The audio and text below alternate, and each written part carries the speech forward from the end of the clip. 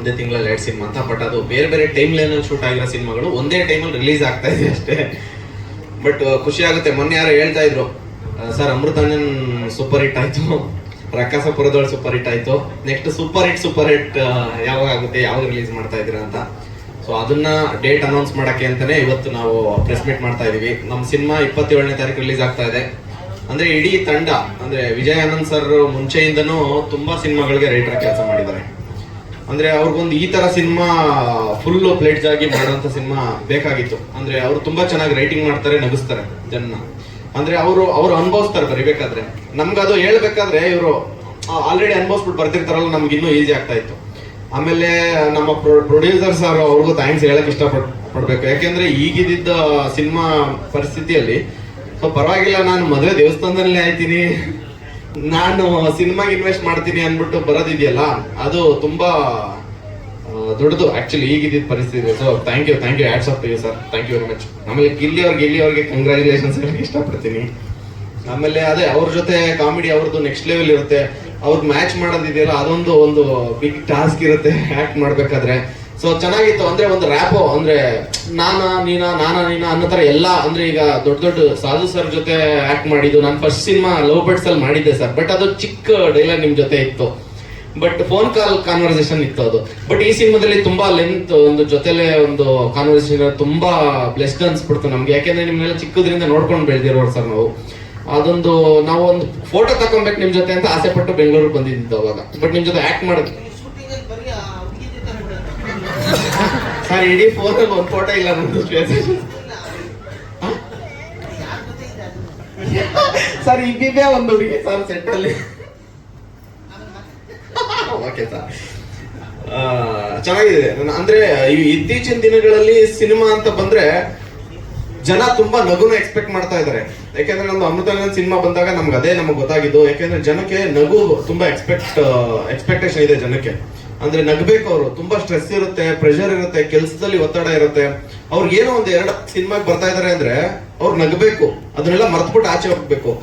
So ಅದೇ ತರ ಒಂದು ಸ್ಟ್ರೆಸ್ ರಿಲೀಫ್ ಮಾಡೋಂತ ಸಿನಿಮಾ ಈ ಸೂಪರ್ ಹಿಟ್ ಸಿನಿಮಾ. ನಾವಂತೂ ಶೂಟ್ ಮಾಡ್ಬೇಕಾದ್ರೆ ತುಂಬಾ ಫನ್ ಎಂಜಾಯ್ ಮಾಡ್ಬಿಟ್ಟು ಸಿನಿಮಾ ಎಕ್ಸ್ಪೀರಿಯನ್ಸ್ ಮಾಡಿದೀವಿ.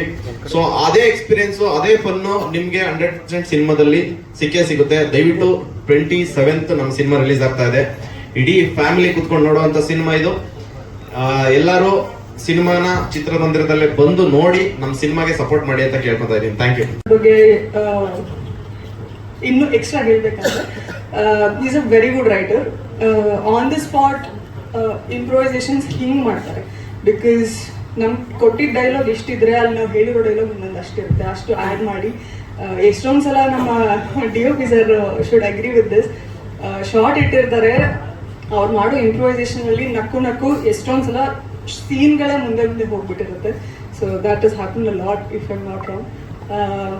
ಅದು ಬಿಟ್ಟರೆ ಇನ್ನೇನು ಹೇಳಬೇಕು, ಗಿಲ್ಲಿ ಅವರಿದ್ದಾರೆ, ಗೌರವ್ ಅವರಿದ್ದಾರೆ. ಇಬ್ರು ಕಾಮಿಡಿಯಲ್ಲಿ ವೆರಿ ವೆರಿ ಎಕ್ಸ್ಪೀರಿಯನ್ಸ್ ಪೀಪಲ್ ನನಗೆ ಕಂಪೇರ್ ಮಾಡಿದ್ರೆ. So working with them was a learning experience ಅಂತಾನೆ ಹೇಳ್ಬೋದು. ಇನ್ನೇನು ಸಾಧು ಸರ್ ಇದ್ದಾರೆ, ನಮ್ಮ ನಾಗೇಂದ್ರ ಪ್ರಸಾದ್ ಸರ್ ಇದ್ದಾರೆ. ಅವ್ರನ್ನ ಎಕ್ಸ್ಪೆಕ್ಟೇ ಮಾಡಿರಲಿಲ್ಲ ಅವರಷ್ಟು ಕಾಮಿಡಿ ಟೈಮಿಂಗ್ ವರ್ಕ್ ಮಾಡ್ತಾರೆ ಅಂತ. Not only he is a good writer but also a great actor. ನಿಮ್ಗೆ ನೋಡಿದ್ರೆ ನಿಮಗೆ ಗೊತ್ತಾಗತ್ತೆ. ಬಿಟ್ಟರೆ ಇನ್ಯಾರ ಬಗ್ಗೆ ಕಡೆ ನಗುವಿನ ಹೊನಲು ಹರಡುತ್ತೆ. 27ರಿಂದ ದೊಡ್ಡ ಮಟ್ಟದ ಯಶಸ್ಸು ಈ ಸಿನಿಮಾಗೆ ಸಿಗುತ್ತೆ ಅನ್ನೋ ನಂಬಿಕೆ ನನಗಿದೆ. ಯಾಕೆಂದ್ರೆ ಮಾಧ್ಯಮ ಮಿತ್ರರು ಹಾಗೂ ಅಭಿಮಾನಿ ವರ್ಗದವರು ಪ್ರತಿಯೊಬ್ಬರು ಕೂಡ ಒಂದಷ್ಟು ಬಿಗಿನಿಂಗ್ ಇಂದ ಸಪೋರ್ಟ್ ಮಾಡಿದಿರಿ. ಈ ಸೂಪರ್ ಹಿಟ್ ಸಿನಿಮಾಗೆ 27ನೇ ತಾರೀಕು ಏನು ಕರ್ನಾಟಕದಾದ್ಯಂತ 200 ಚಿತ್ರಮಂದಿರಗಳಿಗೂ ಹೆಚ್ಚು ಚಿತ್ರಮಂದಿರಗಳಲ್ಲಿ ರಿಲೀಸ್ ಆಗ್ತದೆ. ನಿಮ್ಮ ಪ್ರೋತ್ಸಾಹ, ನಿಮ್ಮ ಬೆಂಬಲ ಸದಾ ಹಾಗೆ ಇರಲಿ. ಜೊತೆಗೆ ಏನಂತಂದ್ರೆ ಸಾಕಷ್ಟು ಈ ಜರ್ನಿನಲ್ಲಿ ಸಿಕ್ಕಾಪಟ್ಟೆ ಎಫರ್ಟ್ ಹಾಕಿರ್ತೀವಿ, ಅದು ನಮ್ಮ ಕರ್ತವ್ಯ.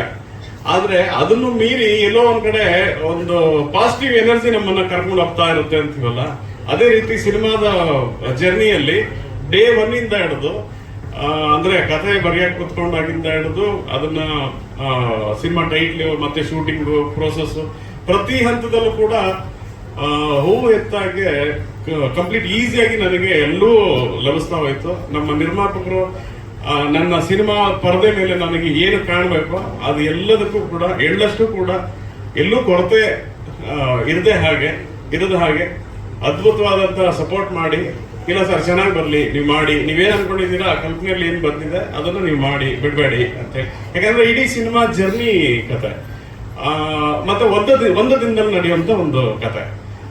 ಈ ಜರ್ನಿ ಕರ್ನಾಟಕದ ಬೆಳಗಾವಿಯಿಂದ ಹಿಡಿದು ಬೆಂಗಳೂರಿಗೂ ಶುರು ಆಗುತ್ತೆ. ಈ ಜರ್ನಿನಲ್ಲೇ ಸಾಕಷ್ಟು ಪ್ರಾಂತಿಗಳನ್ನ ದಾಟ್ತಾ ಹೋಗುವಂತ ಒಂದು ಕತೆ. ಇದನ್ನ ಶೂಟ್ ಮಾಡ್ಬೇಕಂದ್ರೆ ತುಂಬಾ ಚಾಲೆಂಜಿಂಗ್ ಇದು. ಯಾಕಂದ್ರೆ ಪ್ರತಿ ಹಂತದಲ್ಲೂ ಕೂಡ ವಾತಾವರಣ ನಮಗೆ ಅನುಕೂಲವಾಗಿರ್ಬೇಕು. ಅಲ್ಲಿ ಪರ್ಮಿಷನ್ಸ್ ಕೆಲವು ಸಮಸ್ಯೆ ಆಗ್ಬೋದು, ಈ ತರದೆಲ್ಲ ಸಾಕಷ್ಟು ಸಮಸ್ಯೆಗಳು. ಅದೆಲ್ಲೂ ಕೂಡ ನನಗೆ ಸಲೀಸಾಗ್ತಾ ಹೋಯ್ತು ಪ್ರತಿಯೊಂದು ಹಂತದಲ್ಲೂ. ಸೊ ಎಲ್ಲೂ ಕೂಡ ನನಗೆ ಇಕ್ಕಟ್ಟು ಅಥವಾ ಏನೋ ಒಂದು ಅಯ್ಯೋ ಇದು ಯಾಕಪ್ಪ ಇದು ಅನ್ನೋ ಒಂದು ಫೀಲ್ ಕೊಡ್ಲಿಲ್ಲ.